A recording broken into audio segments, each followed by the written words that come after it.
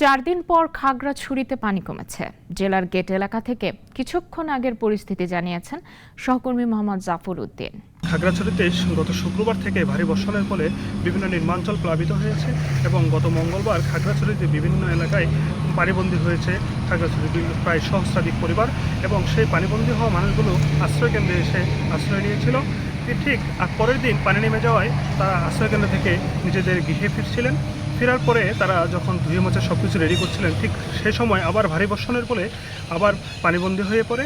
গতকাল বৃহস্পতিবার খাগড়াছড়ির বিভিন্ন এলাকার মানুষ পানিবন্দী হয়ে পড়ার পরে তারা আসলে আশ্রয়কেন্দ্রে ফিরতে পারছিল না, এত পরিমাণ পানি হয়েছিল। ঠিক সে সময় বাংলাদেশ সেনাবাহিনী, জেলা প্রশাসন এবং রেড ক্রিসেন্ট সহ বিভিন্ন স্বেচ্ছাসেবী সংগঠন মাঠে বিভিন্ন পানিবন্দী এলাকায় গিয়ে তাদেরকে উদ্ধার কাজে তৎপর ছিলেন এবং উদ্ধার করে তাদেরকে বিভিন্ন আশ্রয়কেন্দ্রে নিয়ে এসেছিলেন। যারা আসতে পারেনি তাদের বাড়ি বাড়ি গিয়ে বাংলাদেশ সেনাবাহিনী, রেড ক্রিসেন্ট, জেলা প্রশাসন সহ বিভিন্ন স্বেচ্ছাসেবী সংগঠনের লোকজন ত্রাণ সামগ্রী পৌঁছে দিয়েছেন, বিভিন্ন শুকনো খাবার, খিচুড়ি এবং চাল ডাল পৌঁছে দিয়েছেন এবং তারা সারাদিন চেষ্টা করেছেন যারা পানিবন্দী হয়েছিল তাদেরকে এনে আশ্রয় দেওয়ার জন্য। ঠিক যতটুকু সম্ভব হয়েছে সকলকে এনে আশ্রয়কেন্দ্রে আশ্রয় দেওয়ার চেষ্টা করেছিলেন।